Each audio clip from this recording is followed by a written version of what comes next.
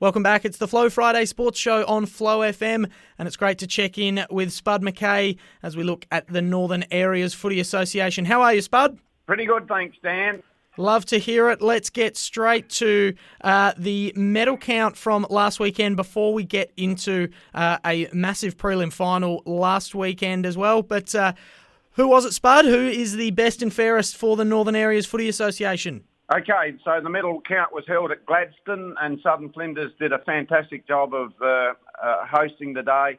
It was an excellent meal, and everything went really smoothly. In the A grade, the winner was Will Coombe from Crystal Brook with 24 votes, and Cody Wolford from BMW was the runner-up with 22. And the leading goal kicker for the A grade was Isaac Moller from Orroroo, and he kicked 63 goals for the year. In the B grade, we had Dan Williams from BMW winning it with 18, and then a three-way tie for second with Jesse Larcombe from Jamestown Peterborough, Luke Seymour from Crystal Brook, and Ren Atchison from Broughton Mundoora, all on 13. So that was a pretty tight count there. And in the senior colts, we had Hugh Marshall from Crystal Brook on 34 votes, from Jackson Clark of Jamestown Peterborough on 26. And in the junior colts, it was Crystal Brook again, Kurt Kirshner on 28 votes, from Dan Rashid from Orroroo on 25. So well done to all those players. They've had great seasons, a lot of them, and it was a really good count.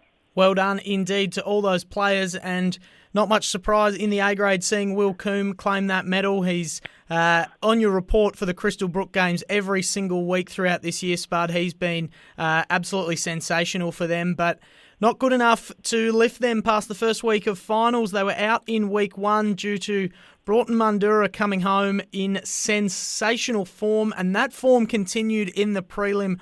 Broughton Mundoora upsetting BMW. I don't even if you'd call it an upset at this point. Such has been the form of Broughton Mundoora, but 15-21, 111. What about all those scoring shots to BMW 9-8-62? So BMW out in straight sets.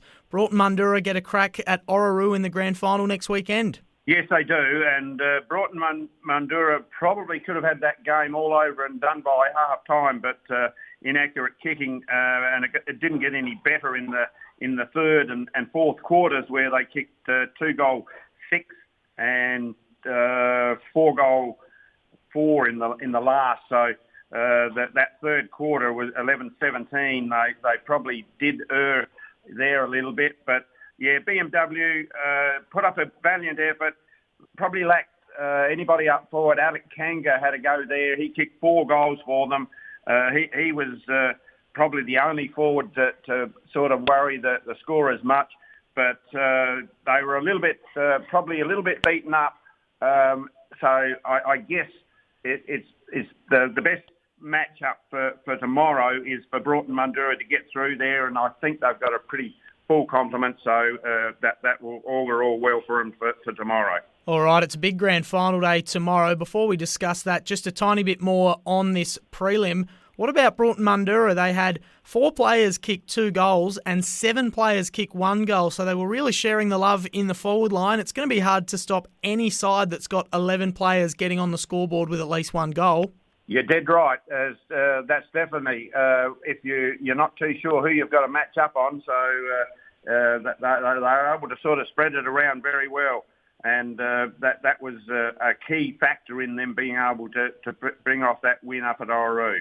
All right, so it's grand final day. Broughton Mundoora taking on Orroroo at Port Broughton Oval. So Spud, you reckon Broughton Mundoora, the form team of the competition, are a good chance of getting the win in this one? Look, any grand final is a 50-50 ball game. Orroroo got there by being able to win the qualifying final against BMW. Orroroo do have key forwards that have been kicking goals for them, and do have the leading goal kicker for the league playing for them in Isaac Moller. Ollie Dignan will play there out of a pocket, and then they got Luke Bowman that's probably centre-half forward. Several scoring opportunities. And the big plus is probably Aidan Lee, and he'll probably be up against Ben Geitenbeek, who played ruck last Saturday for Broughton Mundoora. And if Aidan Lee was to get on top there, that'll give Orroroo's on ballers and Darren Hughes, Tom Reed the first use of it, and will put a lot of pressure on Broughton's backline. I guess the home ground is worth a bit, but there's always a lot of atmosphere around in a grand final anyway, so I'd sort of discount that a little bit. Broughton Mundoora will need Callis Freer and Lockie Doling to perform out of the centre for them. William Hewitt up forward. Dylan Hewitt is an interesting one. Probably he started both the games up forward that he's played in during the finals, but then they've moved him into the back line and had a switch with the coach in Tom Whelan. So whether they try that again tomorrow, we'll find out. But it will be a fantastic game, and I'm sure it looks like the weather's going to be great, not overly hot. So, and certainly no rain. We're still not getting the rain. Well, we would like a bit of rain for everyone in the northern areas, but I'm sure the footy players will be pretty happy that it's holding off at least for tomorrow. Just one last note on this incredible form that Broughton Mundoora are in. Since the start of June, which takes us all the way back to round 7, they've won 11 of 13 games.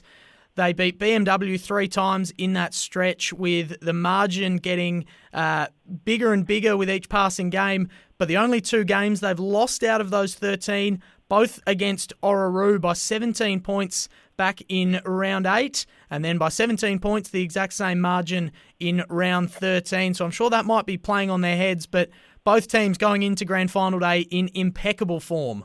Yeah, exactly right. And that was one of the things I probably didn't mention, was that Orroroo have beaten Broughton Mundoora twice down at Port Broughton. So it holds no fear for them. They know how to play the ground. So that sort of, you take that out. But look, as we know, finals do bring out the best in all players, and it hopefully will be a tight game and keep everybody interested right until the last few minutes. Good on you, Spud. Thank you very much. I'll let you get back into the shearing shed. Enjoy grand final day tomorrow. Good luck to everyone taking the field. And Spud, we look forward to your recap next Friday.